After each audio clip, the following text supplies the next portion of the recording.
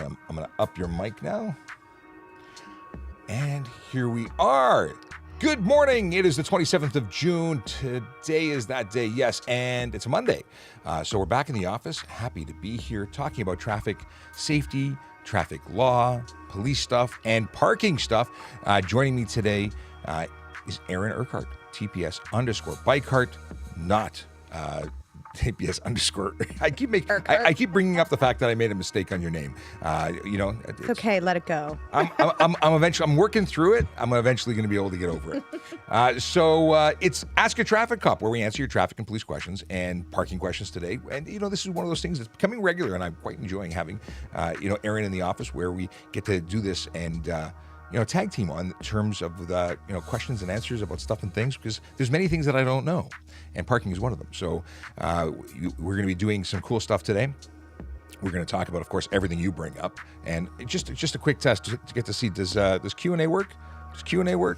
I don't see it. No, it doesn't work.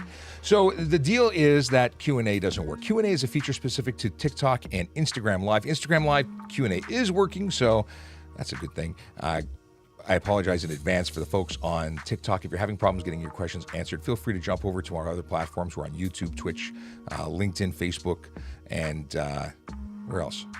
Yeah, or LinkedIn or Instagram. However, if you're watching us on Twitter, please know that we love you, but we can't hear you because it's broken.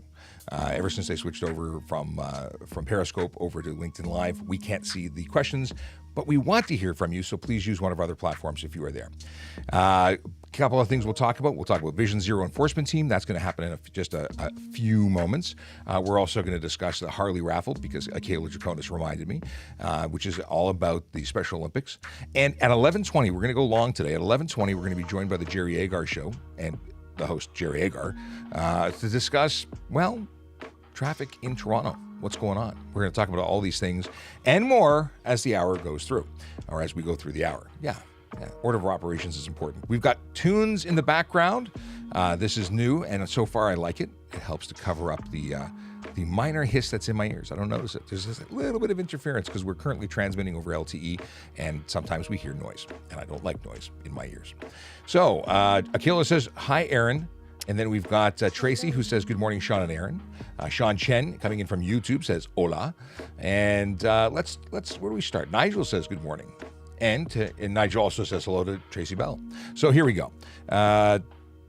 Here's a question that's coming in from Abrar on Instagram Live. He wants to know if changing lanes in an intersection is legal. Well, there's nothing to say it isn't legal. However, it is not the safest option, and it is ideal if you were to not do that. Sometimes it's unavoidable, and if you do it safely, you may not have a problem. But I grew up thinking it was illegal. I don't know why. Maybe it's illegal somewhere, but not in Ontario. But changing lanes, causing a collision, not a good thing. Okay, let's get into the Vision Zero Enforcement Team. It is, again, the 27th of June, if you're trying to figure out what day it is in case you're watching this on reruns. And we have something called Vision Zero Enforcement Team. That is a dedicated group of officers that go out and change driver behavior. How do you change driver behavior, you might ask? Well, you do it by writing tickets. Well, we do it by education as well. And that's what we're doing right here on Ask a Traffic Cop and on all our social media platforms. But sometimes not everybody hears what we have to say or isn't interested in what we have to say, and that's when enforcement comes into play. When these officers find people who are conducting themselves or engaged in dangerous driving behavior. Those big four items, they are the speeders, the aggressive drivers, the distracted drivers, and the impaired drivers. When they're caught doing those things, well, they issue tickets, not hugs. And I know that's not always something to make people happy, but happy isn't what you're supposed to be. You're supposed to get something that's not so happy that reminds you to do the right thing next time. But it can all be avoided if you don't want to meet these people. Don't break the law. Now, where are they today? We give you great warnings. We tell you where we're going to be, and we also want the community to know that we're out there helping them out. So today, they are in 14 Division and 33 Division. Those are communities, or those are divisions that service certain communities. That could be an example of some of those neighborhoods in the communities. It's Christie, Ossington, Annex, Little Italy, Parkwood, Donalda, Bayview Village, and York Mills. That's not all of them, but that's some of them. And if you belong or live in those areas, then feel free to wave and say hello, because they always love the love. Okay, and they don't always appreciate the not so much love, but you know. Okay, let's move into some questions here. What is the speed limit in an alley behind a building? And Jeremy says good morning as well. Private property speed limits. The deal is you have to operate safely. It's not a regulated speed limit that would be enforced by police, but obviously you have to be driving safely. So they may have posted speed limits. I'm not aware of any on private property. Things to think about. But yeah, you have to drive safely because you could, obviously, if you're involved in a collision, you could be and would be responsible if things during an investigation that were determined that you were speeding. But generally speaking, private property doesn't have any limits. Other than safety. Now, some private property, like if you get involved with Metrolink's property, they might have bylaws, and TTC might have bylaws on their property, but that wouldn't be enforced by us. Okay. Steven misses the Q and A-Box on TikTok. Yes, I do too. It's been broken for well over a month now, and I've put in multiple reports. You should put multiple reports in too. We should inundate TikTok. They'll just love us for that. Okay. What is this? Mark Kenny says, I moved to Canada and wonder why police ignore cars doing 15 over. In my country, at like 5 over, you're stopped. It depends on the officer. It depends on what's going on. Very often, 15 over is stopped. But very often, we're also so busy writing the ticket for the person who's 20 and 25 over. The truth is there's no shortage of people who are breaking traffic laws, and we can only write what we can catch. So if our eyes are down writing a ticket for the first one and you go by, that person may not be stopped. It's all about timing. You may not see it, but it is happening. We issue a lot of tickets in the city of Toronto for various offenses. And it all could be avoided if people choose to, not break the law. Sean Chen, good morning. If painted lines are just recommendations, is that the same with bike lanes? No. The line isn't the authority. The signs are the authority. Bike lanes have specific designations under the bylaw and under the Highway Traffic Act. So that's different. It's not the line that you're breaking. It's the designation of being in a space. And maybe, Aaron, do you know more about under what sections the bike lane comes into play for enforcement? It's under bylaw for a lot of what you write. Yeah, so as long as, there has to be signage there, but also, from when I looked up in the bylaw schedule when I, became the bike lane enforcer person. You are the enforcer. Yeah, so I found it interesting. We actually looked up in the bylaw schedule and it actually just said that if there is painted lines on the roadway without, that shows it's a bike lane, that you could still enforce it. So even without the sign. But as for professional practice in our policy, we go by the signage and proper road markings and whatnot on the road. Yeah, I think the biggest difference is that it's about crossing the line. That's not the offense. It's utilizing the space that is totally different. If you're not a bicycle, you are not to be in that lane at all. Yeah, but it is a good question, Sean. Okay, let's get into some questions. Just side note, a couple people when we first got on said they saw you on CP24. Hey, I was on CP24 this morning. Actually, I was not only on CP24, but I did a segment with Global News talking about e-bikes. That was cool. They even played some of my TikToks on the screen. If you go check out my Twitter, and I'm about to retweet it after the show. It'll be on Traffic Services, but it's also on VoiceOver Cop, my Twitter account. I retweeted the Global News account, which posted the 5-minute segment. It was awesome. It was a lot of fun. They are really organized and created all sorts of fancy graphics. It was a lot of fun. The deal with then I did something else. It's been a media day. I'm going to be on the Jerry Yeager. Well, we're going to be on the Jerry Yeager show, all of us, at 11:20. That's after our regular. We're going to go long on this so we can talk to them. We're talking about the campaign called Keep Toronto Moving. And after that, I'm going to be on Zoomer Radio at, I think it's 12:30. I think it's 12:30. Zoomer Radio, again, talking about the campaign. So it's a media day from beginning to end. It's been running nonstop. But you know what? This is what we do here. We do media stuff. Okay. Let's get into some stuff and things. Try going 100 on the highway and watch getting passed by every single car. I do 100 on the highway, and I do get passed by every single car, and I wish I had a camera and could charge each and every one of them because it would be fantastic.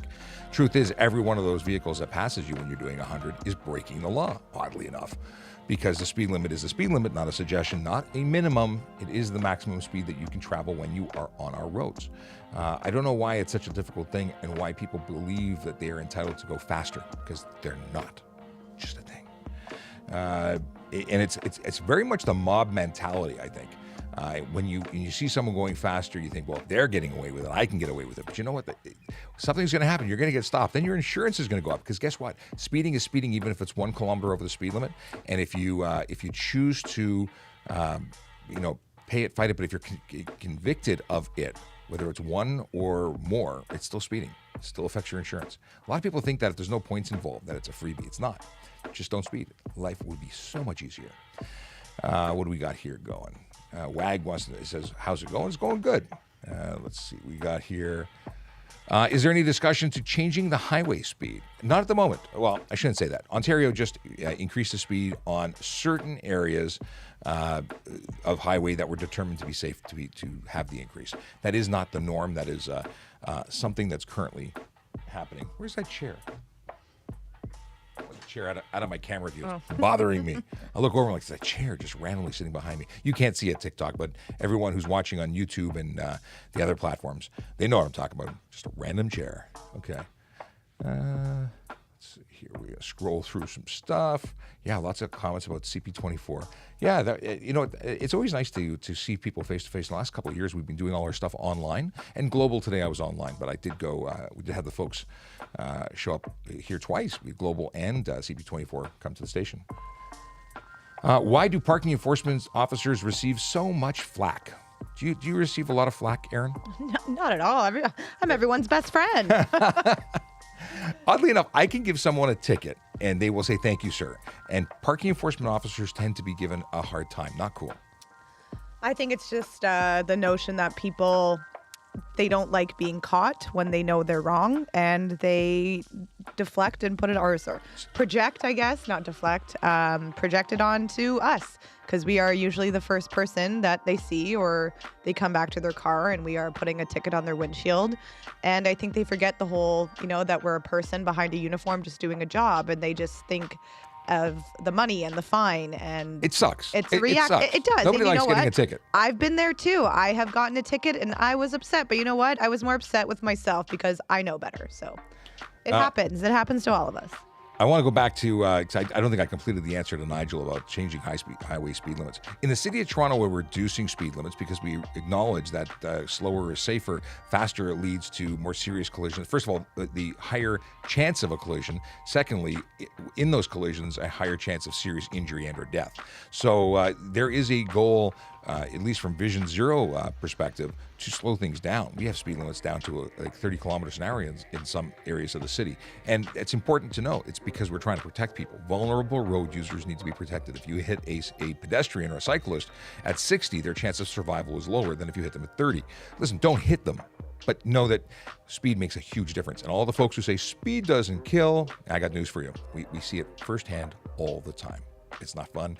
It affects communities. It affects families. It affects even the people who go to these calls, which are police officers, fire persons, medics. These are all people who are negatively impacted by seeing, carnage. We don't want to see it. Save us. And people say, "Well, you joined that job. It's up to you. You get it." No, not okay. Let's go into, if I pass on a double yellow, is that legal? So lines, we were talking about this earlier, lines are there to suggest the right thing to do, but there's no charge in Ontario for crossing the line. So it should be making a song. No, never mind. So crossing the line itself isn't. Now, if you cross the line, there's a sign saying no passing. Well, it's a no passing sign that's going to get you. If you cause a collision, you may very well be at fault for it, but the ticket wouldn't be for crossing the line. It would be for what you did, whether it be careless or what the case is. Okay. Boom, boom, boom. Lots of spammers today. I've just come to accept that spam happens. I'm sorry to the viewers who are being negatively impacted by the spam. It's sort of like being affected by traffic. There's folks who come here and make silly comments. It's not even like trolling spam. It's just like someone repeatedly asking the same question like 1,000 times. So here's a hint. If I haven't answered you, I probably still won't answer you if you repeat yourself 5 times. The reason being is I'm not reading the chat. I'm still at the beginning of the list. You could just don't spam. Please be kind. Take care of the folks that are in here. We're part of a community, which is actually something I wanted to bring up. There's something called Volley. Volley is an app I'm playing with. You can find me at Volley, or check out Volley. You can find me on as VoiceOver Cop on Volley if you want to reach out and say hello. It's an interesting app. It allows you to chat by video, not video the way you think. It's like instead of text messaging, it's video. So I'm trying to experiment with this app. If someone wants to say hello, you can send me a video. Okay, let's see here. Hey, what's that? Why don't you do some actual policing instead of worrying about traffic?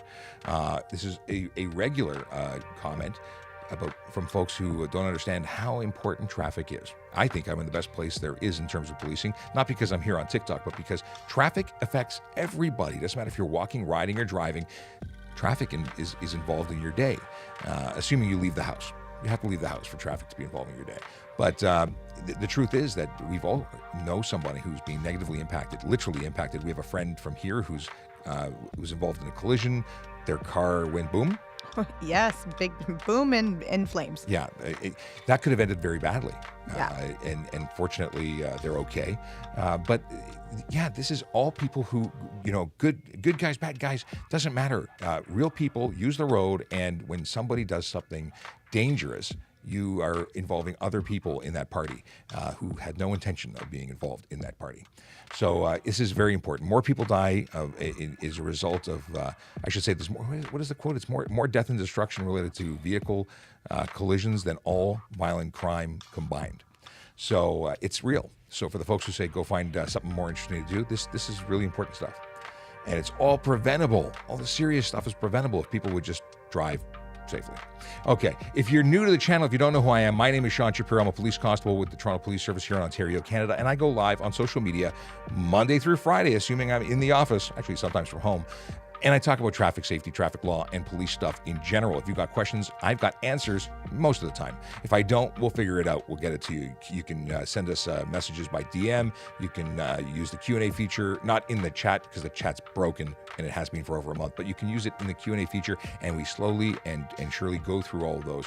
Obviously, if it's an emergency, call police, but if it's something that's a general question, this is where you get it, right here. We are, I think, the largest police education channel on TikTok in the world, which is a pretty cool thing. So anybody else who wants to get on, take up some of the questions, the more, more hands, light work. But we are doing this, and we care about you and making sure that people get home safely, and that you don't get tickets because you find out the answers to the questions and don't break the law inadvertently. Listen, some people will break the law regardless, but if you get a little bit of information might help you out, save you a ticket, then we're here to help. All right, let's keep getting to some questions. Is it illegal to cook pancakes on a griddle while driving backwards on the 407? They call them, actually, the name is that they call me Bacon. And Bacon, that's a great question. Yeah, that's going to be illegal. I hate to break it to you. I don't want to mess your griddle, your griddling while driving up, but that would be careless driving for sure, if not dangerous driving. Because you made the plan to do something really dangerous, even if you didn't want to hurt people. But still, 407, no, it doesn't matter where you are. Okay. Do we know why Quebec police are still ticketing Ontario drivers for out-of-date stickers, even though there are no longer a requirement to have stickers on the plate? Okay. So, Terry, if they're ticketing you for having no sticker, then that's not lawful because you're not required to have a sticker. But what we found is the majority of those cases are dealing with folks who simply didn't renew. You still have to renew your sticker, and this is where people were traveling into Quebec and they hadn't renewed. That's the problem. If you find that you have renewed, I would suggest bringing with you renewal papers when you renewed, and also carrying clippings. Maybe store an article or have it bookmarked. I would just print it out and put it with your ownership. And that way you can explain to the officer, because there's going to be a learning period, and they may think that they're right. If it went to court, or if you contact either the detachment or the station or the prosecutors, because obviously that's not a lawful, or it has to be thrown out. That just can't stick. You are not required to have a sticker anymore, and if your plates are valid, you're good to go. But if your plates aren't valid, that is a valid sticker. It is a valid charge. Yeah, I'm getting really circular here in the trying to explain this, but yeah, it's the biggest issue that we've seen is that people were not or have not, may not even be aware of the fact that they still have to go online and renew. So that's a thing. What do we got here? I like your change the username. You told someone to change their username? No, I thought it was disregard that. I mixed up users there. I thought that was Master Technician, and I was like, hey, Yes. they just have similar pictures. That's all. Okay. Well, there's people who put my picture up. I've had lots of comments and people who send me pictures from what looks like me. Okay. More people saw me online. I wonder how long this CP24 fame is going to last. Okay. I saw a cop talking on his cell phone while driving the other day. That's entirely possible because police, fire, and ambulance are exempt from the Untitled communication rules. Whether they use their cell phone or they use their walkie-talkie or they use the laptop, they're exempt for police purposes as long as it's a lawful purpose. We're not ordering pizza. We are responding to police business, and those are timely requirements. Now, we try our best to avoid that. Obviously, Bluetooth is a great option if it's there, but our cruisers don't necessarily have those, and sometimes information is required. Very often we'll pull over, but again, police work, priority. Oh, we got more interference. Yeah, I know. I was it's like, back. It's is back. that me? No, I don't think it's you. Okay, I think it's over here. And if I hold with both hands the wire, maybe I got the different wire on. Okay, we'll see. I pulled the plug one and the wire dropped into my water, and I wanted it to dry out before I switched back to that cable. Can I drive on the highway with a G2? The answer is yes. You are a probationary driver, but you do have some conditions. But where you drive is not one of them. You can drive on any road in North America, basically. You can drive on provincially, Ontario, interprovincially to other provinces into the United States. You are good to go with a G2. Hey, want to win a motorcycle? Do you like Harleys? Do you like motorcycles? Do you just want to win something and then sell it? You might do that if you buy a ticket for the HarleyRaffle.ca raffle of a brand new Harley-Davidson motorcycle. Why am I talking about motorcycles? Why is this a police thing? Because we are trying to support Special Olympics Ontario.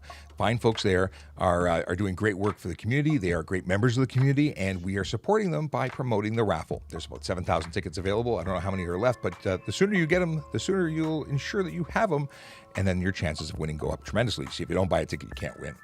Mike Quinn, good morning. Hope all is well. Haven't heard from you in a while. Long time no see. What else can I say that says the same thing? Anyway, good to see you. Let's go. Let's keep on going here. Can I have a full aftermarket exhaust if I have a muffler, resonator, and cats? Yes, assuming that those all meet the requirements of the province of Ontario. And every province is going to have different rules. So, yeah, there's nothing to say that you can't have an aftermarket. Nothing says you have to buy the exact one that was made for your vehicle. As long as it is legal and meets the requirements for the road, you're good to go. Can we use a mobile phone in a drive-through? Sure you can. You're on private property, and the rules around handheld communication devices, we can't lay the charge for it, is what I'm trying to say. Now, if you cause a collision because of it, you're still responsible for that collision. But the charge for it wouldn't come from that area. In fact, we wouldn't charge even in a collision on private property because we don't have the authority to. Stunt driving, we do have the authority to. Can you drive with no shoes on? I saw that flash by. Yes, you can. Not something we suggest, not something that's recommended, but it is legal. Can't charge you. But even flip-flops are dangerous. So I like to suggest sneakers. Have sneakers. Have driving shoes. Some people have, with their fancy sports cars, they have fancy driving shoes with little to no rubber on the bottom. Are those blue invisible license plates illegal in other provinces? To drive with them, they were issued by the government. They are legal license plates. They are not great, and I'm looking forward to a day when they disappear. But that's just me. Okay, talked about that. Have you responded to a TO takeover? What's your opinion on those? I've never physically gone to a TO takeover. I have been involved in Project Erase when we go out and do enforcement on vehicles that are participating in similar activities, not specifically TO takeover, involved in checking vehicles to make sure they're safe. I was out on Friday and saw one vehicle that I think they got charged with 6 different offenses related to unsafe vehicle. It was a mess. And they even put up a TikTok trying to warn everybody, oh my God, they're stopping people. But you know what? There's a good reason to stop them. The car was a mess. They lost their plates, had to be towed away. So what is TO takeover? TO takeover is a group of people who were literally taking over streets. They had people blocking lanes, and all sorts of folks would join and they put on a show in the middle of the road, or sometimes in private property. And they're ultimately responsible for why the laws have changed in Ontario regarding stunt driving. So if you were happy doing stunt driving on your own property and now you can't because it's illegal, thank them, because they're the ones who created such an issue that the government decided that they needed to take action. And what that meant was now if you are caught stunt driving, and there's a number of ways to trigger a stunt driving charge. It's not just about doing 50 over. It could be 40 over if the speed limit's under 80. It's 50 over if the speed limit's 80 and over. It is burnouts, drifting, all sorts of things, wheelies. So what happens? Well, as of September 12, 2021, now that is a 30-day license suspension instead of what was a 7-day. It is now a 14-day vehicle impound where you get to pay all the towing and storage, and that used to be 7. And it also now applies to private property, not just public property. So that's a thing. That is a thing. People, you don't need, there's no need, there's no justification to this. You want to do stunt stuff, do it on a track. In fact, these exemptions are written into the law to allow you to do, to stunt drive on racetracks, which, because you're going over the speed limit, well over 150 in some cases.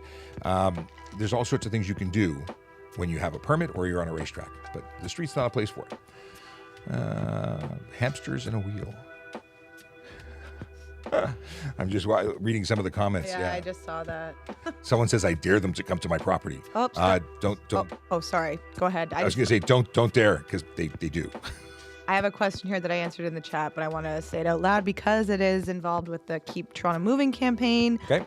Can you pick up and drop off in rush hours in no stopping zones as Uber? No, you cannot. No stopping is just that, no stopping. Even as an Uber driver, taxi, not exempt, go around the block, stop on a side street, do not block the rush hour route. There's no special privileges. You don't get to mess with traffic just because you're riding as a business or driving as a business. Yeah. Question about how do you apply to be a cop? Well, thank you for segueing into the question, which is, go to www.torontopolice.on.ca/careers, and we are currently hiring police officers. So if you're interested in a career in law enforcement, we are the ultimate place to work, really. No, we're the best. There's other places that are good too, but we're the best. Just because I work here, I have to say that to my contract. www.torontopolice.on.ca/careers.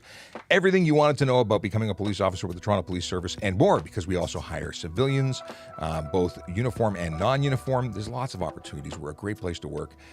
It's a great place to be part of our family, and also if you want to have a family, having a good place to work, and it's not just a job that you're gonna be here for a year and take off. I mean, you have the option to quit, but most people make a career out of it, and it's a career that if you get bored what you're doing, there's opportunities to change. I started as an auxiliary officer, a volunteer. I became a court officer, special constable within the courts, doing prisoner transportation and courthouse security, and then transitioned to police officer. I've done all sorts of different things. I've had different ranks and responsibilities, and I was a motor squad officer. I was a PRU officer. I was a traffic officer, like a general traffic officer at a division. Then I came here and I've had lots of opportunities, and you can too. You can too. Sounds like, isn't it? No, it's Toucan Sam. Knows. Okay. More master technician. Good morning. How you doing? Okay. Okay. So, Jeremy wants to know, is it legal to tow a small motorcycle trailer behind an RV trailer you are already towing? So this is called, what is it called? It's called tandem towing, where you tow two trailers. And this is muddy. So if you look at the MTO website, it says tandem towing is illegal. Now, in commercial vehicles or a certain weight, there is permission. So an RV might fall into the category where it's legal, but you need to be very clear, and I would consult the MTO because they are going to be on you like, they're going to be on you. And as with the OPP. In Toronto, we don't see that in the city very often. Commercial trucks can tandem tow, but again, not generally going to be a private tow. Now, Sergeant Campbell has brought up the fact that there were some vehicle exemptions, and I believe larger RVs are one of them, but there's a maximum length where it once again becomes illegal. So it depends, and if you go based on the MTO website, it's illegal. But definitely go look into that further. Check with the MTO. They are ooh, that's a lot. That was bad. Yep. That might be you. That is you. That's your cell phone and the headphone cable. Oh. Yes, we figured it out and it wasn't me. I just saw you as you were waving your wand. It was going crazy. Yeah, that's what it is. Okay. Do you need a full G to drive on the highways? Just answering the question. You do not need a full G to drive on the highways, but thank you, Ryan. A G2 will allow you on the highway. So here's the breakdown. If you're learning to drive in the province of Ontario, you start with a G1. G1 does not allow you to go on highways with a speed limit over 80 kilometers an hour, and you must be supervised by a qualified G. That's someone that has at least 4 years experience as a G, or not as a G driver, but from the point that they had their G2, and they must possess a full G. If they were to have had 4 years experience, but one of those years was a suspension, it doesn't count. It has to be total 4 years experience. When you get your G2, you can go anywhere. You don't need to be supervised, but you do have conditions such as zero BAC, and in the first year, there's going to be periods of time where you can't have more than a certain number of passengers between certain times. Yes, so you don't need to have your G, but you do have to have a G2 to be on the highway. So Luke says, when you're off duty, you're telling me you drive 50 and a 50. Sometimes I'm sure I hit 51. I am wild. I'm a wild man, sometimes a 51. But I set now I don't use my cruise control at 50, but I am diligent about keeping my speed at or below the speed limit. I'm sure that I've gone over it by a kilometer or two on occasion, but I am very actively monitoring my speed. 1, because I don't want to be a hypocrite. 2, because I get noticed everywhere, and because I believe in safety. That's the whole reason you don't speed, is because you don't want to hit a kid, a person, a bicycle, a cyclist. I'm protecting other people by being conscious of my speed. And I would love for everyone to sort of join the movement. Go the speed limit or less. Don't speed. I want stickers. I'm going to start giving out stickers for people who actually drive safely. What is this? Bro, unnecessary noise and muffler delete. How long? Sati on record. The answer to your question is that convictions stay on your record for 3 years from the date of the conviction.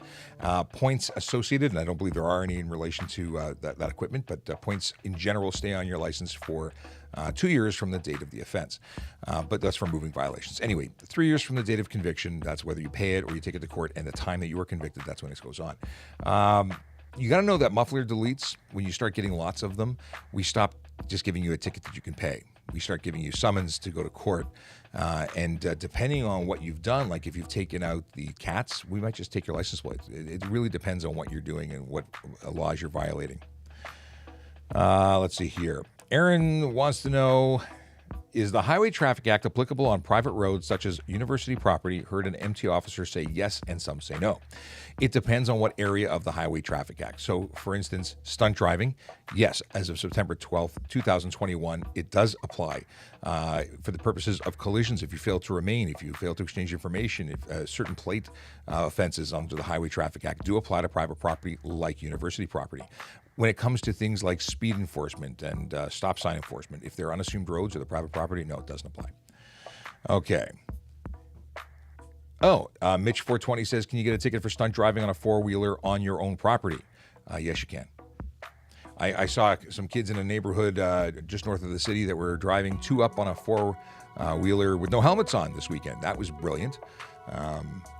That's Death Wish personified. They were testing out their vehicle, no helmets, 2 up. Likely no licenses. They look quite young. The joys. If you're watching, I saw you. No plates, no nothing. Totally illegal. Okay. Can't have GT. Okay. What is this? I think I saw you downtown yesterday. Oh, that was you. Master Technician saw you? No, that wasn't me. I was not downtown. Someone wrote to me and said I thought they saw me at Costco on Tuesday. Oh yeah.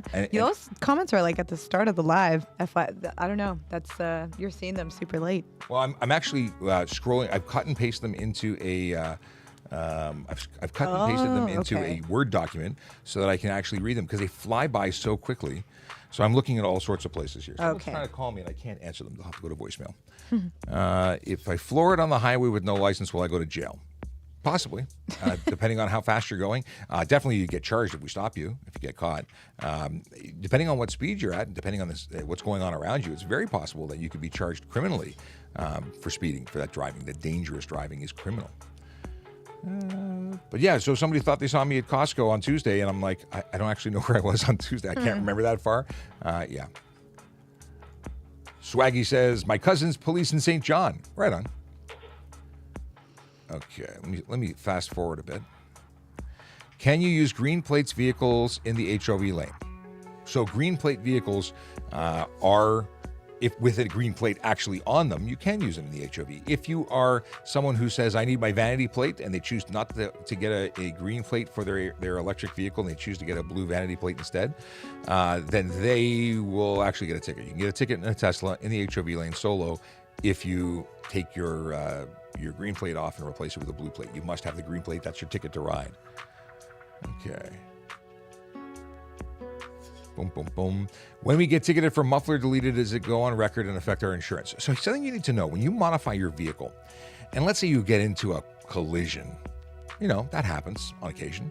When your insurance company, who now owns your car in most cases, inspects it and sees that you have modified your vehicle and did not declare it, and even more so that it was unsafe or unfit for the road, they could deny your claim. It could be a very expensive modification if things go south for you.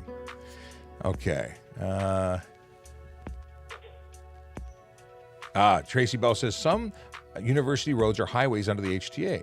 Very cool. Yeah, it depends on what the designation is. That's why I say if it was unassumed in private property, then it's not HTA. But if it is an assumed road, an actual highway, an actual road, then you would get charged. Yes, but you need to know what it is before you'd be writing tickets on it. And we would hope that anyone writing tickets on it, like special constables or that's enforcing any law. Well, it wouldn't be speed. Wouldn't be them anyway. It'd still be police. You'd assume that police would know the rules when they're out there investigating. Let's see here. How about the cops solve real crime instead of doing everything possible to I'll change to get drivers. We're solving real crime. We're preventing collisions. We're preventing death. We're doing all sorts of things. This is just one of them. But we do have people who specialize in all sorts of crime. We happen to specialize in traffic. Okay, I have a question because I just keep seeing it pop up. Okay, go for it.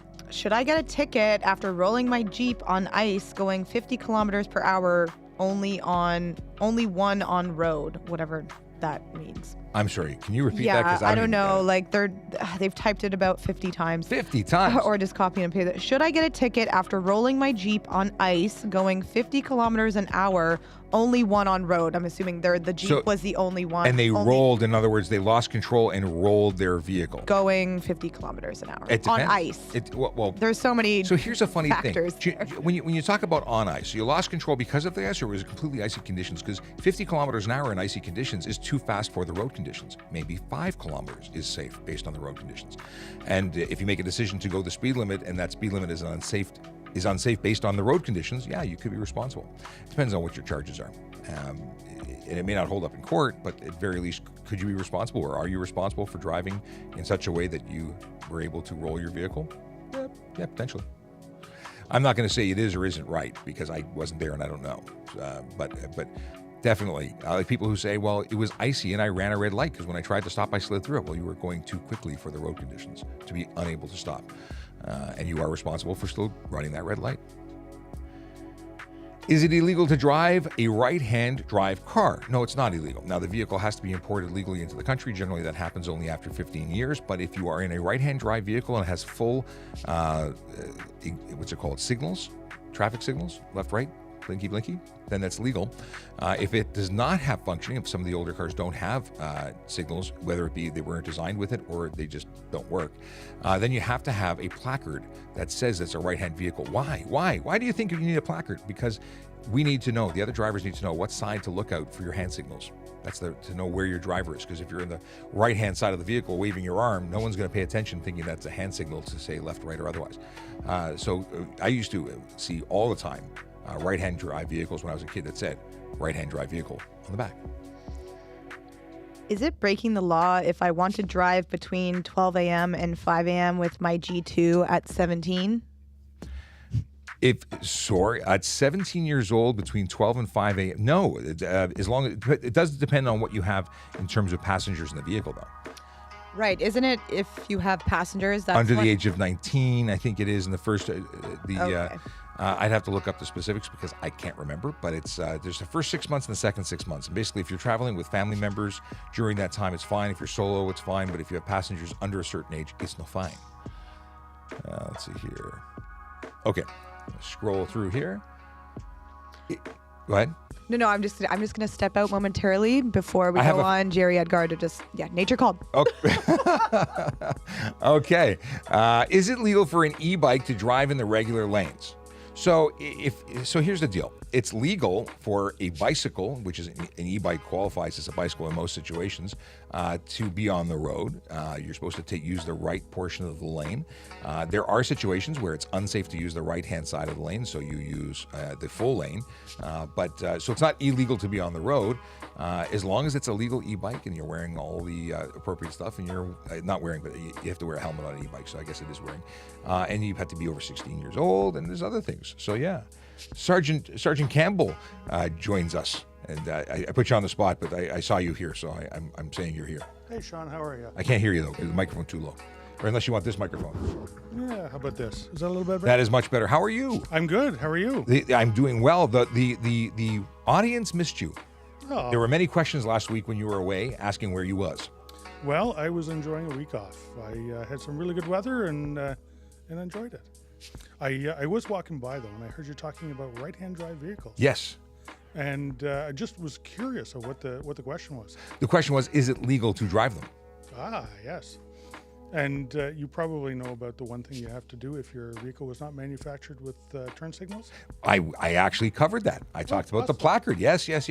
And that's something I saw a lot when I was a kid. It was all these vehicles on the road that were classic vehicles that had the placard on them. And then I've seen more modern vehicles without it. And it was always, it struck a chord. Why is this possible?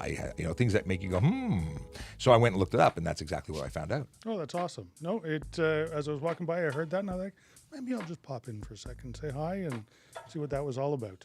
Well, you were missed, and thank you for saying hi. Are you sticking around, or are you going? You have other things going on? I do have other things going on. I got a few minutes until the boss comes by. I'm just waiting for a meeting. Woofed Up wants to know, stickers not needed on a plate anymore? And you are correct. Stickers are not required on plates anymore, but you do need to renew them online. It is a thing. But you once you renew online, even though there's no physical sticker affixed, you're legit. But you do need to renew either 1 year or 2. I don't understand why anyone would only renew for 1 year, given that it's free for 2. But it is a thing. You know what, Sean? It's only for a certain class of vehicles. This is true. Other vehicles still have to purchase a sticker and still have to have it on their plate. Commercial vehicles being one of them, and they get the option for 1 year or 2 years. So it's really, I think it's all about website functionality. You go to check out with your 1 or 2, and it has a zero balance because yours is free. But if someone had a commercial vehicle doing the same thing, it would say, go mortgage your house to get these plates. Right. And you know what? One of my pet peeves. I still need one on my snowmobile. Yes, you mentioned that, and it's. I don't have to drive. I don't ever allowed to drive it on the road, but they want me to put a sticker for road tax to drive it off road. Right, makes total sense to me. Yesterday, I saw 2 young men, 2 up on a ATV, no helmets, riding through a community just north of the city. Oh, you know what? That's not only dumb, but illegal, highly illegal. Yeah, and no plates. I don't recall seeing a plate. Of course. Not that it made a difference. No. At that point, you're probably losing your ATV. You're getting a whole bunch of signatured pieces of paper that tells you summons to court. How dangerous that could be. Yeah, I was. It's one of those things that. You get that spike of, oh my God, what's going to happen next? Someone's going to try and do a wheelie. I'm just waiting for bad things to happen and heads cracked on sidewalks. It's just a bad day at the office. Question was, is it illegal to have exhaust on the hood of a car? They also love the show with many thumbs up. So exhaust on the hood. Are you talking coming out of the hood? I imagine straight out and up. So your exhaust has to come out past the rearmost portion of the passenger compartment of your vehicle. The reason for that is so you're not sucking in carbon dioxide that is being put out by the engine. I have a feeling if it comes straight out of your hood, you're not going to have the proper muffler attached, you're not going to have the proper resonator attached, or your catalytic converter will probably not be attached. So there might be some emissions issues at that point. You're not only looking at noise and muffler, but what do you call it, Environmental Protection Act. I'm going to say it's unsafe if you've got carbon monoxide coming in your car. Yeah, I'd support that. I had a chap. What did he do? He made a video using our video. He just tagged us in a video, and he was talking about how much he enjoys watching us. And he's a Florida guy, and he says, I have a 3-inch muffler on on my, I think it was a 300Z, but he says it coming out of the hood, so he has no muffler. It's a short throw pipe into his hood. I think that's what he was saying, but apparently in his area of Florida, he's pretty confident that there's absolutely no laws. Wow, that's strange because It's fairly inaccurate, but it was funny to watch. I'm sure. Lots of people want to know about if muffler deletes go on records. So they go on you're issued the ticket for it, so there is a record for that. If you're charged for drive no muffler, something you'd be charged for as a driver. Probably going to get a ticket for unnecessary noise to go with it. And you know what? We have an opportunity to have a look at your history when we're pulling you over. And if you're a multiple offender that's not getting the hint that maybe that this is a problem, we can step up the ticket to a court summons. So I think they're a great idea. And you know what? That means you have to go in and speak to a judge or justice, and you have to explain to them why you think this is a good idea of not abiding by the law. And they have all sorts of powers. That, you look at the ticket price. When we talk about a $110 ticket, that's the fixed amount that's on a ticket if you're given a regular POA and you choose to take it to pay it. But as soon as you go into court and you may want to reduce it, the court does have the opportunity of raising it within a certain range, and certain charges go quite high. There's maybe not. I don't think the courts utilize it nearly enough. You know what? No, that would be a circumstance where maybe they would consider it. And we can't tell what the court does. It's up to the court. Mm-hmm. That's why we have them. But if you look at no insurance, one of them starts off at $5,000, but can go all the way up to $25,000 and possible jail time. Up to 6 months, yeah, absolutely. Do you have to have your driver's license to drive a four-wheeler? And if so, is there some sort of four-wheeler license you can get instead of a driver's license? That's from Mitchell. So, no, you have to be over the age of 16 to drive on private trails or trails managed by a ATV club. If you're on your own property, you can be any age. If you're on somebody else's property, you need insurance and you need to be over the age of 16 to do that. Going across roadways, absolutely need a driver's license to do it, even to cross at a 90-degree angle. So when my son was 16 and he didn't have his full G2 license, we used to come up to road crossings and I would get off and I would drive it across the street and then he would walk across and hop back on again. And that way we were able to go out, everything was legal, and we were a little bit safer and we were following the law. Mr. Buddy Springer says, I see people riding dirt bikes on the road. Is this legal? Boy, you get within like 10 feet of my desk and it's all off-road vehicle questions. Well, you know what? I enjoy off-road vehicles of all sorts. So, you know what? It paid dividends for me to read the laws, to understand them, so that I'm in compliance with them as well and safe. So, you know what? Dirt bikes, absolutely 100% not allowed on the roadway. There are such things as dual-purpose vehicles or dual-purpose bikes, and you will see them. They will have headlights, taillights, brake lights, turn signals. Even though turn signals are not a requirement, these ones do come with turn signals, and they are what we call blue-plated. So it's a license plate with the blue letters and a white background, and those are the ones that have been at one point legal to be operated on the road. Master Technician says that you have an ATV guy voice. I don't know what that means. I don't either, but I'll go with it. Thing, eh? It's a something. What is it? Can't go through. What is this? Excessive noise with just mufflers, but have catalytic converters and resonators. Thoughts? Mufflers required equipment. Driving with no muffler is an offense. You got to have one. So yeah, you could have. Here's the deal: you can have an excessive noise charge with mufflers and catalytic converters and resonators, like everything.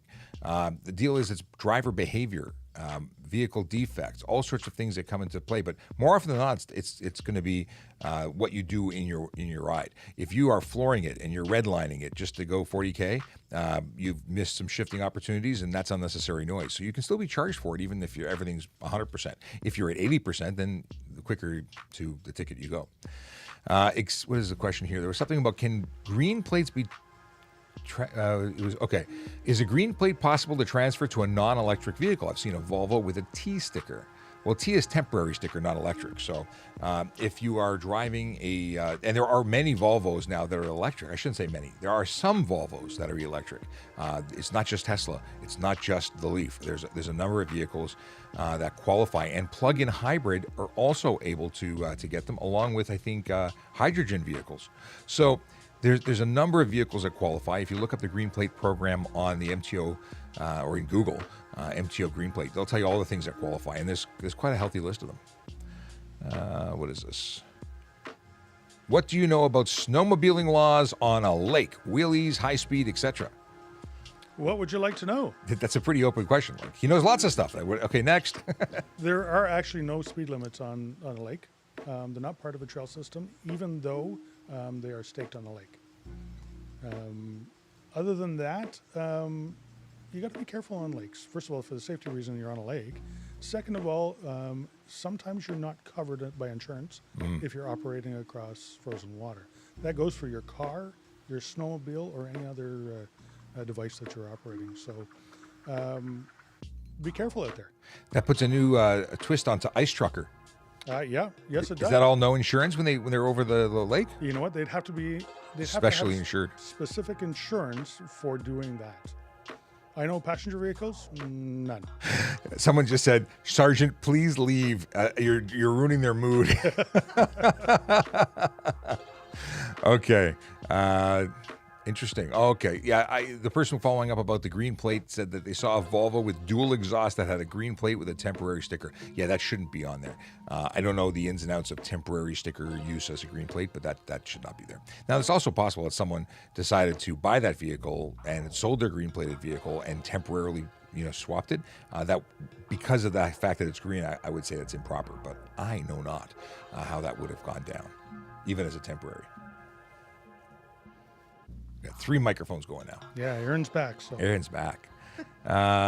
She's here to lighten the mood.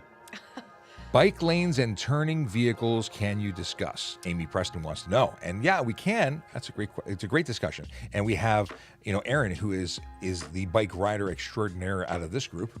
Yeah, I actually just responded to that person in the chat. I was like, what do you want to know? Depends on the infrastructure of the bike lane and the markings on the road. So I guess we could both sort of talk about this. But if there is hash marks, like approaching the intersection where it's like the right, the bike lane is against the right curb lane and there's hash marks for cars to enter that space, then they need to make sure cars that are entering that space need to make sure that the bike lane is clear and they're not going to, hit a cyclist while merging into that lane. Yeah, you're responsible as a motorist when making turns. And in fact, doing everything. You put your vehicle in motion, you're responsible for the safe motion. You need to know what you're doing. You're making a turn, you are 100% responsible in most cases. And the cyclist who is legally permitted to be there and doing nothing wrong, yeah, they may see you and may slow down, but it's still your responsibility before turning in front of their path to make sure that you're doing it safely. Yes.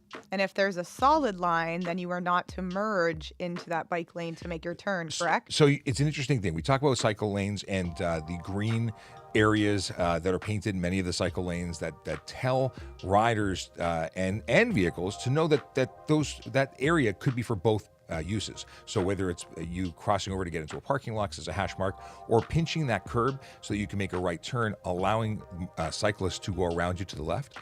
It depends. There are many different intersections that the City of Toronto and different municipalities have used to intersect bicycle lanes with regular traffic. So you got to know what's going on, and everyone needs to exhibit caution because we want to protect our vulnerable road users. That's right. Yay. Okay. Someone says, stop, read the chat. What are we saying here? Yeah, there's been a lot of that in the chat today because a lot of people just asked me. So I must take this moment to vent. We have a problem that's been going for over a month now, and that is the Q&A function on TikTok is broken. And since we have more viewers on TikTok than anywhere else, you are suffering, and I feel for you. I am suffering with you because we can't organize our responses and our questions quite as easily. It used to be that we'd hit a button, we'd see the question, put it on screen, and then answer it, and it's just not working the way we want it to. But we have reported it. We're hoping to have a fix soon. And until then, thank you for putting up with it, because we're putting up with it too. Trying all sorts of different things. It's just not as smooth as it used to be. What is this? Can a South African citizen apply for a position? I'm assuming with the Toronto Police. If you are a permanent resident of Canada, if you are here legally and have permanent resident status, you can apply for a job with the Toronto Police Service. Of course, if you're a citizen, you may also. But if you don't live here and you're just sending it in from wherever you are, I don't think you can. I think you have to be here first. But you know what? Check out the folks at employment, www.torontopolice.on.ca/careers. And you can find out all sorts of stuff about becoming a member of the Toronto Police Service. And it is the best resource and for the best service. I was going to say. Yeah. Why would you not want to come from here? Because you get to talk to us, and it's part of our training. I'm waiting for us to be part of the training. We're going to go and bring 2 microphones and sit in a classroom and just talk to people. Anyway, bad joke. Okay, lane splitting on what is this? Lane sitting on road with a motorcycle. I mean, you must mean lane splitting. So lane splitting is not permitted. Lane filtering is not permitted, although there was a discussion as to possibly bringing that in. It hasn't happened. Lane splitting means driving between 2 vehicles that are each in their own marked lane, so basically cutting down the center. That's dangerous. Careless driving would be a good one to lay on someone who's doing that, because very often it's not just passing between 2 vehicles, it's also passing and weaving and driving above the speed limit. There's a whole pattern of behavior that goes along with it. In any case, it's not permitted because it's not safe. Someone wants to call me. I don't know who that is. Aaron, can you entertain for a second? Yeah. It's the second time they've called. I'll be back. Okay, sure, no problem. Just looking through the chat here for questions. Sorry, I'm trying to find a question. Here, Sergeant Campbell, do all drivers need insurance if you have a G2 and you have permission to drive your parents' car? So first of all, your parents' car has to be insured. So any vehicle being operated on the roadway has to have liability insurance on it. That's a minimum. You may need to be named on the insurance policy so that you would be covered if you're driving.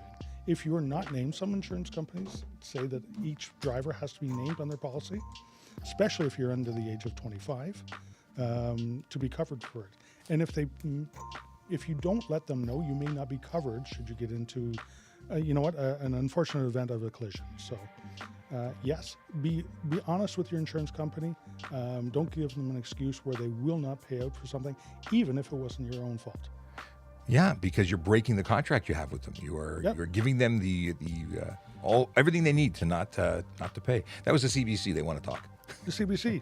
Yeah, we talk about media. So, they called twice, so it must have been important. No, they want to talk about stuff and things that we're talking about, and we will be continuing to talk all day. What is this? Adheld wants to know why 25 sergeant. I don't know what you just said because I wasn't paying attention. So the age of 25, I think, is a number that's made up by car rental agencies and insurance companies, where you need a special rider to be able to insure people that are under that age. I just went through the process of renting a car overseas for my upcoming trip, and they do allow it, but you have to pay extra. Because they know that, or I shouldn't say they know, there is a belief and a theory that folks that are under the age of 25 may cause or be involved with more collisions than those who are older. Yep. And you know what? This is something that the insurance industry has come up with. They're a private industry in Ontario, and it's their rules. And unfortunately, Ontario law says you must have insurance. The insurance companies make up their own rules within certain parameters. Private company. And they're in the business of protecting everybody else that's out there, including yourself. And other agencies, other companies may have different rules. So shop around, know your contracts, ask these questions before you join up with an insurance company, or if you're changing your insurance, know what you need to know. Yep. Know the rules. It's not just a book to throw away and put on a shelf, apparently. Here's a question from, I don't know how to pronounce your username, but let's read it anyway. Hi, if I have a full G license, can I lend my car to a friend or family that has their full G license? Do they need to be on the insurance policy as a second driver? It's a great question. So again, we're talking about insurance, and it's not a police thing, because if we pull over an operator of a motor vehicle that is licensed correctly to be in that class of vehicle, then they can drive it. If you, in most cases, the vehicle is what we insure. So if the vehicle is insured, then it's illegal to operate by any person who is lawfully licensed to do so. However, many insurance companies want the person driving the car to be insured if they live with you. So if it's a friend or family member who does not reside with you, you could loan it to them. That's legal, unless there's an age requirement, as the sergeant said. But if it's someone who lives with you, instantly the rules for most companies changes. Not for all, but for most, and they will want them to be listed as a secondary driver. So it really depends. But from the police perspective, we pull you over, you're a licensed driver, you're good to go. Yeah, in Ontario, we must have liability insurance as a minimum. All the other, some other jurisdictions, including British Columbia, Alberta, and I believe Quebec as well, comes automatically. For your vehicle to be on the road, the province gives you the liability insurance, and you buy extra on top of that. Extra is good. I like to buy. I do not go with the minimum. I always up my insurance. I want more coverage. Yep. Here in Ontario, though, we must buy the basic as well. But then again, we don't pay for stickers. And if you go to Quebec, to get your yearly sticker for your car, to authorize it, it's called Authorized to Circulate. It's very official. Yes, it's a little over $400, I believe it is. That's it? Yep. With insurance for the whole year? With insurance and your permit. Now I understand why so many people are fraudulently moving it's fraud, but people do tend to do that. Yep. License it there and then drive back and forth and whatnot. Okay. We have one vehicle and 3 drivers. Can one person hold original ownership and the other 2 photocopies? Is that okay? It's a great question. The answer is yes. In fact, you could all have copies and leave the original at home, which is very often what we suggest. The rule is that you must have a true copy, which is a copy of both sides of a valid permit. Now, things have changed a little bit with the fact that you're not necessarily getting a sticker to validate your permit. You're going to get a copy or a printable PDF with your renewal. So that would be what we suggest, is keep with your photocopy both sides, front and back. Along with that, include your renewal receipt to show that you're renewed. And you may even want to, if you're going to be traveling outside of the province, keep a copy of a news article that says, hey, we don't use stickers anymore, because it confuses people. But photocopies are fine as long as they are true, both sides. Insurance can be the actual pink slip or an electronic copy if the company that you buy your insurance from provides it electronically in a secure way. That's the big thing. It's not just a picture of. Yeah, I was about to say, it can't be a picture of an insurance slip. And your license has to be original. We don't have an electronic, and a photo does not work at this time. And you know what? The person who asked the question, very good question. We'd actually suggest keeping a photocopy of your documents in your vehicle or on your person. Don't keep the original there. We've had vehicles that have been stolen, and the person who stole it has fraudulently signed the back of the ownership. And there are bad people out there. Sold the vehicle. Bad people. And then the new buyer gives over the money and then goes to register it and then finds out, no, it's stolen, and you've just lost your money and your car. And of course, with car theft being on the rise, this is something more than ever to be aware of. Brandon, Looney Tunes fan, says, hello. We haven't seen Brandon in a while. And Mike Quinn says, goodbye. Coming and going here. We have people who drop in for a long time, a short time, but it's good to see you all. Okay, just to let you know, in about 20 minutes, we're actually less than 20 minutes, we're going to be joined by Jerry Agar from News Talk 1010. We'll be on the air, and I'll be providing you with the numbers if you want to call in to the show and ask questions that way. You know what? I'll give you the advanced. I'll give you the numbers now, just in case you want to be prepared. The telephone number is 416-872-1010. That's 416-872-1010. You can also text into his show at 71010. And we'll put that on screen on YouTube and our other stuff so people can see. You look like you're about to leave. I'm just about to take my headphones off and head out. Thanks for the time. Thank you. And enjoy your chat with Jerry. I always do. All right. And thanks so much. Okay, that was Sergeant Murray Campbell from Traffic Services, and he's the Pound Sergeant. He's also a media relations officer. He's a man of many talents, and he roads off. No, he off-roads. Okay. What do we got here? What do we got here? Okay. Should you move to the left? What is this question? Should you move to the left if they're already working, don't have to pull over? So that, I don't know. I think they're talking about tow trucks. There's a big debate going on in the chat. So the deal is that you must move over for all emergency vehicles, and for that particular law, it's for the safety of the people working on the road. So that includes tow truck operators who have their lights on and they're working at the side of the road. You need to move over and give them space, because far too many people get injured and killed, sadly, So you need to give them space to move and work safely. Boy, I'm getting in these circular things today. Okay. Kayla says, my wife replaced her peeling plates free of charge. The new ones don't even have the guidelines for the sticker in the corner. So newly produced, good to know. Yes, if you have license plates that are peeling, damaged, otherwise yucky, if it's because of a manufacturer defect, there's a 5-year warranty in place by the manufacturer. You can take them in, exchange them, replace them at no charge. And we understand that certain series of older plates, what was it, the C's or D's? I can't remember now, that are still replaced under warranty. Yes.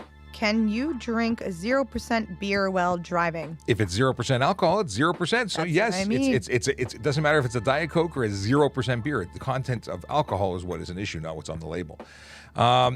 Just because I can, I want to play something for you. I want to play the first 30 seconds. You may have seen the video. If you have, then this will be a rerun. But I want to play a quote, and it's from the podcast episode that we published yesterday. I'm looking at the Hokahay website right. Why is the audio not coming in? It's not working. Oh, and there's a quote from James Redcloud. It says, "No matter what you are physically, male or female, strong or weak, sick or healthy, I played it this all those work just fine. Things matter less." Okay, I'm giving up. Maybe it's because I had the music going on in the background. I bet you that's what it is, but we're not going to play with it. Anyway, it's a really good quote. I liked it a lot.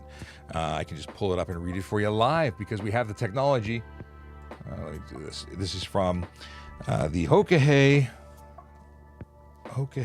Motorcycle Challenge. Let's go. Is it Hokahay.com? I think it's Hokahay. Maybe it's not. No, it's not. Okay, I'm going to pull this up. Hokahay Motorcycle Challenge. Was that the quote you did on your TikTok? Yeah. I saw that. I love that quote. Okay. There we go. So I did a podcast. We had Andy Norrie, who's the former inspector at the Traffic Services. He was a member of the Motor Squad. Awesome guy, retired in 2018. And he's been doing a lot of motorcycle riding. Well, where is he right now? He's doing a ride across the United States, 10,000 miles. That's 16,000 kilometers.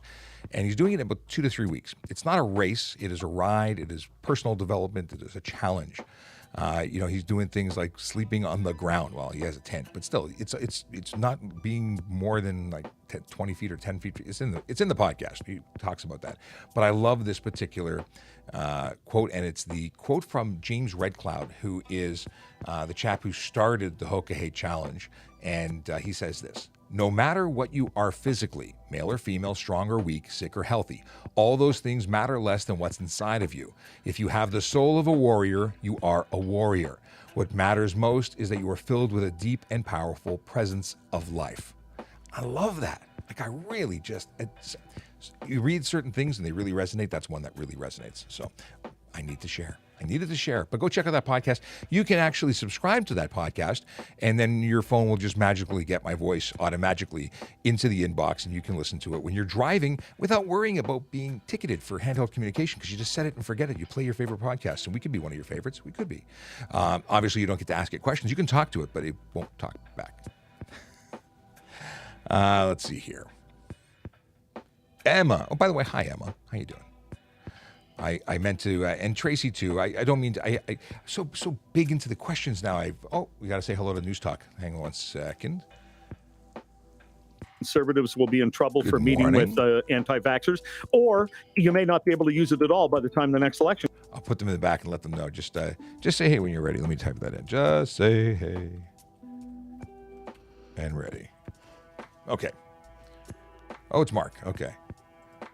The week before Hey, Mark, last, did you want to say hello? 45% Testing of audio? Canadians Hey, believe I got you that loud in and clear. some of Sound these good. vaccine Okay, if you're able conspiracy theories, to put us like into a silent 45% mode of without the country. music when you go into the show prep, we'll leave you into the, it may not come be back and just clear let us know when we shooting have for 5, the 60 liberal seconds war would be room great. there, Sounds nor good. So you don't want maybe to hear commercials it or may anything not like be that? No, something preferably not. Then I useful can leave you in the for Tories foreground and to I go won't, after won't miss Trudeau you. for Okay, sounds telling people Thank not you. to wear a mask.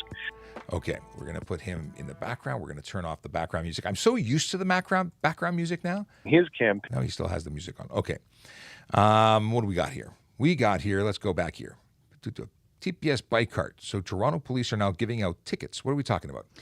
talking about the question initially was why are patios allowed to be on the roadway? Because I have nowhere to park now. And I said that's not a police matter. That is the City of Toronto program, and they have permits to do that. And then went on to say, well, Toronto police are now giving out tickets, though, because, yes, rush hour is resuming.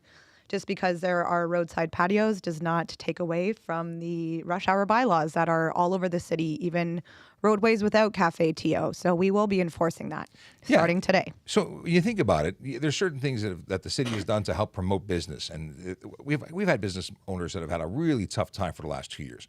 So the fact that the city's done amazing things to promote business is great. Now they've taken some of the roadway up for that. Now, if you have that, and we understand that we're doing that for a good cause, someone stopping to get coffee does not, factor in. There's no benefit to those businesses from that. Those people are just messing with traffic. Period. We understand. Cafe TO may not be your favorite thing right now, but it means a lot to the businesses that it's serving and helping.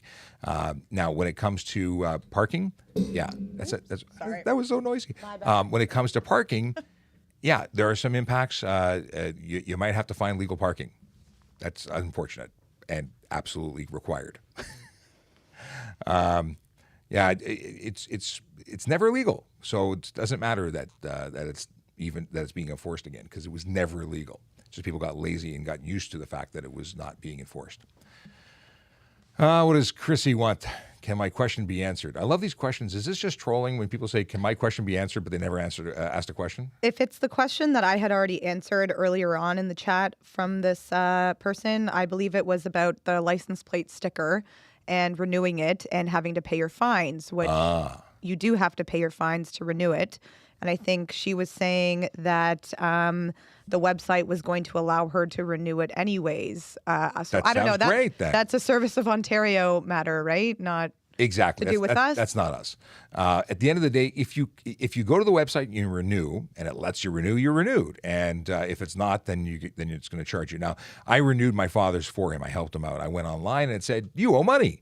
And it charged the credit card. It was like $50. It must have been a 407 thing. And it just worked. So it may allow you to get to a certain point and then tell you got to pay now, and that's a thing. So, okay, there we go. So that's the thing. Try and renew. If it lets you, great. If it doesn't, pay your bills, and we'll move on. But don't drive without renewing, because you will get a not so nice ticket.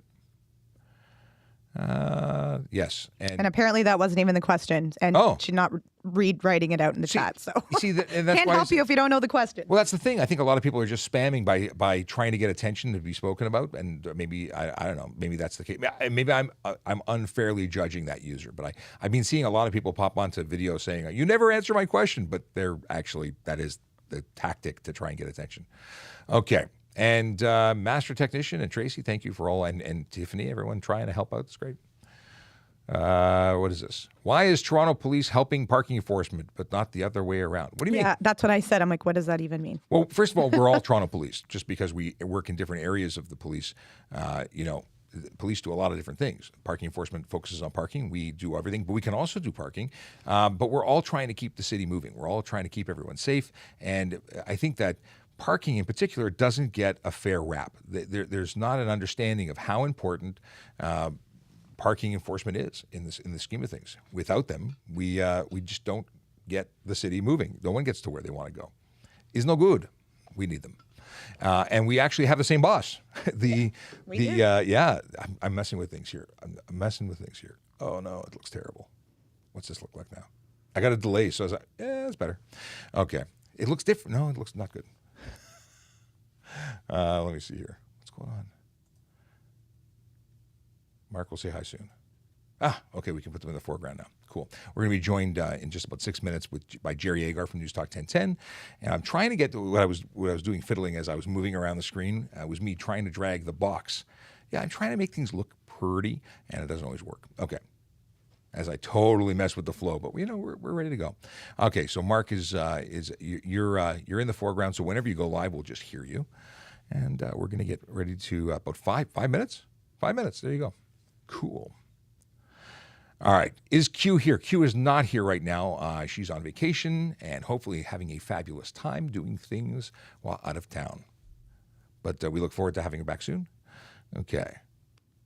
What are we talking about here? Why is lane splitting, lane filtering legal? Statistics show that it reduces crashes. I don't know what statistics where.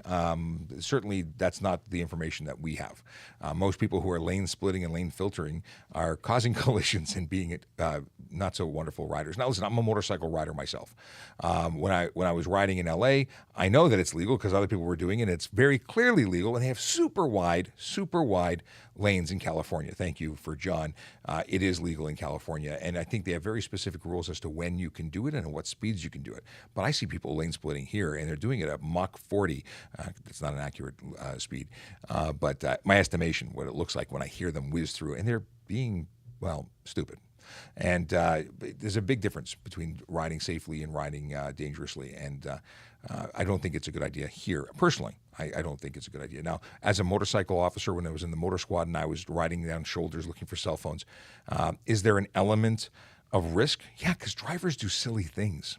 Even if it's safe and legal, which it is for us, to do very slow speed, but as a police officer engaged in enforcement is different than someone who's just trying to get through traffic because they got somewhere to be.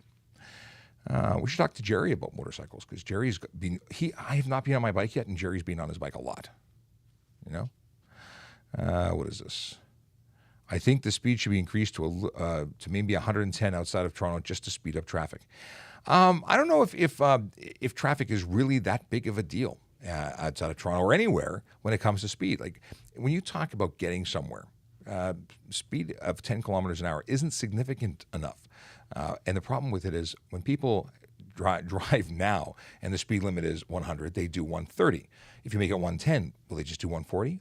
How much is okay to go over the speed limit? Well, according to law, nothing. Now, if you made a deal with me and said, we'll do 110 as a new speed limit, but then you can stop everybody for 1 kilometer over. Everybody gets a ticket as soon as you go over the speed limit, and we're going to put cameras to catch them and make them all honest. I think that's great. I don't make the laws, but I think that's great. But the problem is people don't follow the rules. They choose to go way, way, way over the speed limit, and they're putting lives at risk. They're putting their lives at risk, and they're putting others at risk, and that's what's a big problem.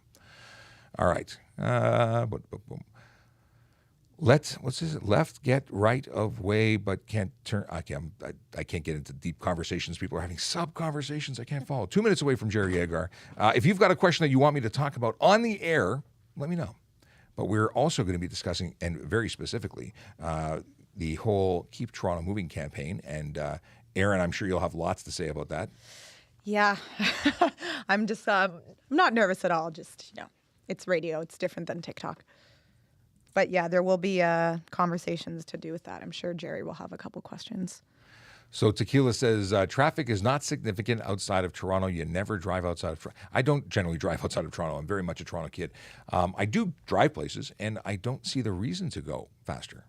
You just set it and forget it. Do the legal limit, and you're fine. Yeah. You'd have to, 1 minute away. We're counting down. What is this? That's why they don't drive in Toronto. It's pretty wild. What do you do if you can't afford to pay your ticket? Well, really what you should be doing is changing your behavior so you don't get ticketed. That's the thing. I got to do a video doing, that what's that guy's name? He's the number one YouTuber and everywhere. He keeps doing things that are obvious, and then I'm making hand gestures and. Sorry, I'm is it reading. Kobe? He does a thing and he goes. Like why, something really complicated, and he goes, really easy, why you do that? I don't like fancy machine for peeling an apple, and then he goes, I just peeled the apple, or I just eat the apple. Anyway, he's got great content, and I can't think of his name right now. I have no idea. I got to do that for, how do you save money on tickets? And I go, don't speed. Boom. Oh, there you go. See, 15 seconds away.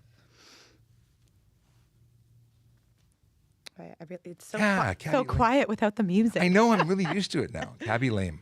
That's his name? That's awesome. Oh, Cabby, yes, Cabby Lame. Yes. He's like the biggest TikToker in the world. In the world right now, yeah. He just surpassed one of the other big ones. There was some controversy there. There was. Yes, I was following the controversy. Oh, about what he was titled as or something like that? Somebody was actually was given the title that didn't belong to him. We're back to the Jerry Agar Show on the iHeartRadio Talk Network. So Toronto police are going to resume pre-pandemic rush hour bylaws and parking enforcement. To talk about this, PC Sean Shapiro, the TikTok traffic cop, and from parking enforcement, Aaron Urquhart. Sean, good morning. Good morning. Long time no talk. Yep. And Aaron, good to talk to you again. Let's start with you because I think we're talking a parking story. First of all, was there an unofficial turn a blind eye to some illegal parking during the pandemic? Yes. So, at the peak of the pandemic back in 2020, we actually, the streets were dead and empty. So there was no need to be out there enforcing all of the parking bylaws. So for the last 2 years, essentially, we have been very lenient on rush hour enforcement. It wasn't that we couldn't enforce it. It was being enforced if it really, really needed to upon complaint. But for the most part, we had, yes, turned a blind eye and let people do what they needed to do within the city for parking. All right. Well, I appreciate that because while enforcement is unfortunately necessary because otherwise people will just do whatever they want to do and they don't care how it impacts other people. If it's not impacting other people to any great degree, I'm glad that you took that position. But then I take it now, Aaron, that you're seeing things are really turning around traffic-wise. Absolutely. And if you are familiar with driving in the downtown core within the last couple months, you will know that it is complete gridlock. It's very hard to get anywhere within the city. So that's why we are bringing back full-on rush hour enforcement starting today with just ticketing, and towing will follow next Monday, July 4th. We will continue on with ticketing plus towing, but for this week, it is just ticketing. What are we talking about here, Sean? We're talking about people who in rush hour don't park here from 4 to 7 or whatever the time is, and there they are parked because it's more important for them to get a Tim's than it is for you to move through traffic. That's certainly a huge part of it, but also it's anyone who's just doing the wrong thing, stopping where you're not allowed to stop, dropping off passengers where they're not allowed to. It's anything that leads to the congestion, failing to clear an intersection. People should not be going into an intersection if there is no room for them to get out on the other side, banking that the light will change after they are passed. And they end up causing this gridlock, and it impacts everybody. All right. Why don't you sometimes give tickets to people who who walk into the intersection well after the countdown has started? I'd like to see some of those people, figuratively whacked on the side of the head. Well, I don't disagree with you. There's a lot of education that needs to take place, and we try and cover it, but, a lot of people don't buy into following the rules. It's not convenient.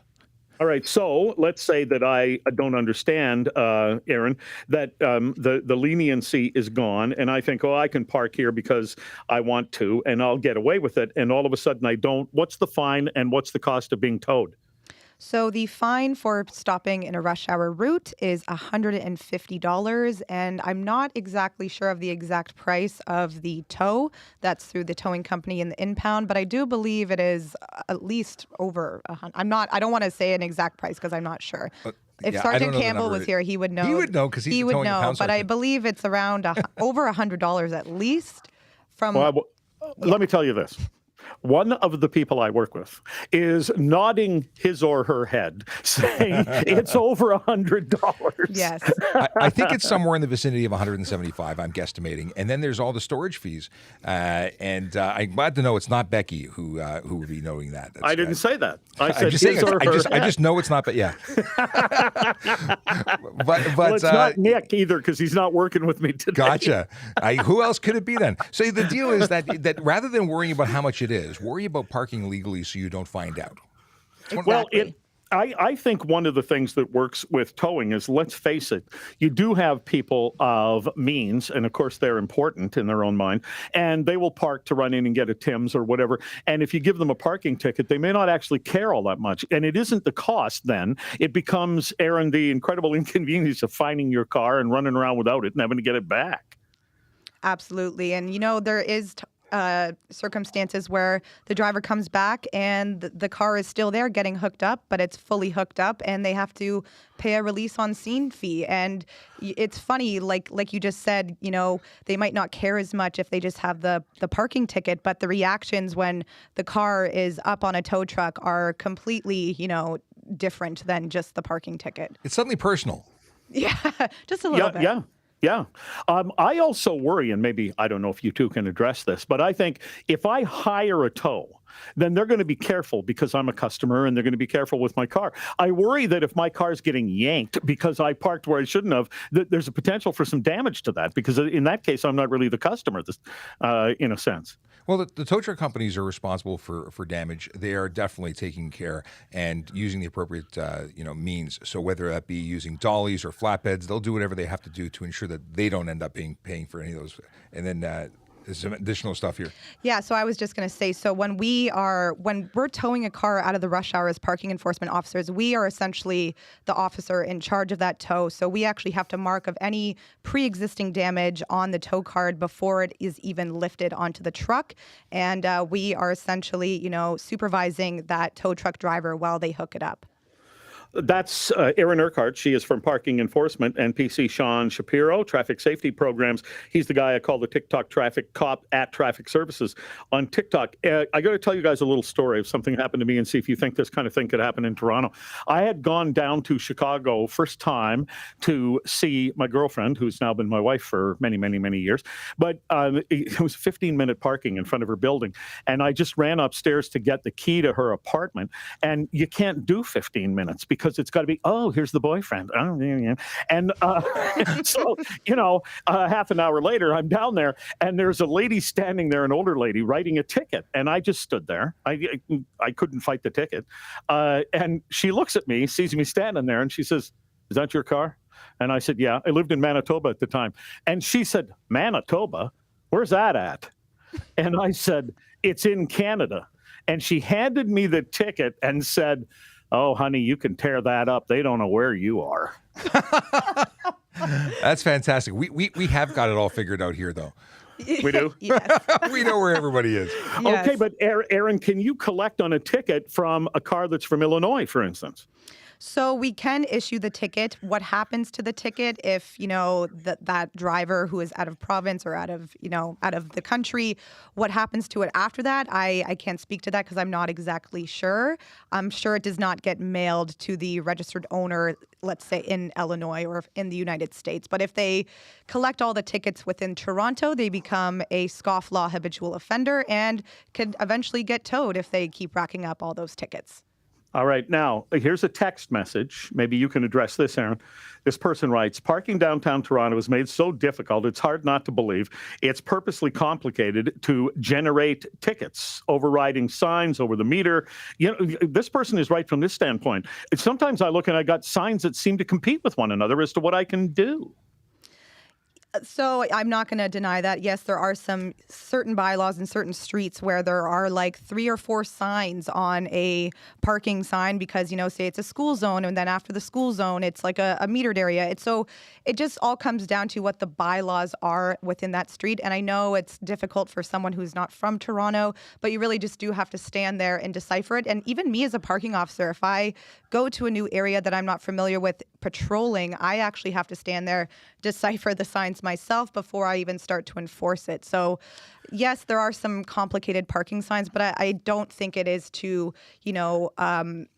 what's the word I'm looking for? Complex. Yeah, complex, or to trick the driver into, tricking them into parking there so we can give them a ticket. It is the driver's responsibility to decipher those signs. And it's the same thing for other offenses. If I'm enforcing speed, I make sure that all the speed signs are visible before I set up for laser. It is the responsibility of the driver in the end. All right. So the thing is that I don't think that those competing signs are up there in order to trick us. No. And maybe you two won't like this. I think it's up there because of good old-fashioned municipal incompetence. I don't think we're allowed. No, I can't even go into that because I have no idea why it's like that. All right. Look, next time or soon when we do another edition of our visit with the TikTok traffic cop, Aaron, it was great to have you recently on one of those segments as a parking officer because it's a different look and there's still a lot of questions. So I hope you'll return on one of those. Absolutely. I'd love to be here. Thanks for having me. Erin Urquhart and PC Sean Shapiro, thanks very much. Keep in mind that the police now are going to get a little more aggressive than they have been during the pandemic on parking enforcement, especially during rush hour. This is the iHeartRadio. And there you have it, Jerry Agar on News Talk 1010. It is always fun to hang out with Jerry. You never know what he's going to say. No. No, it's cool. This show has been fantastic. We've gone late. It's 11:30, and I've got to call the CBC because apparently they have questions about stuff and things. So we're going to take care of that right now. In the meantime, I hope you have a wonderful day. I'm going to hit the little outro music, which is different than the music we had playing while we were live. Fantastic stuff. I see a couple people have jumped on to join me on Volley. You can get me at VoiceOver Coppa anywhere on social media. If I'm not on a social media platform you think I should be, let me know because I'm interested in all this social media stuff. I'm experimenting with social media. But VoiceOver Cop on Volley. You can get me VoiceOver Cop on Twitter, Instagram, and even here on TikTok. Although I got to say I'm not as active on my my personal account on Twitter, on TikTok as I'd like to be. But who knows? I hope to get back into that. Aaron, you can be reached at TPS_Bikehard on all of the social media platforms that you participate on. That's right. Additionally, you can get the main parking account. What do you post? What is the Parking TPS. Well, I knew that, one word. but what is the? How do you differ? What the content goes on one and not the other? So it's more my personal, out on the road adventures and circumstances that I like to share on TPS Bikehard and the bike lane stuff because that is more my focus. And Parking TPS is just anything general within the city that we are enforcing, such like rush hour and any big announcements in terms of parking enforcement. It's the corporate one. That's right. Awesome. Well, listen, everybody, have a wonderful day. Stay safe. If you're going to drive sober, no drugs, no alcohol. If you're going to park legal. That's right. Because, you don't want a ticket, and that's rush happening. hour is happening today. So move your cars out of the rush hour. And don't Caden run just into jumped me. in. Caden jumped in just long enough for me to say, have a good day, Caden. We're out of here. Have a good one. Yes, have a good one. I need more music now because I talk too much.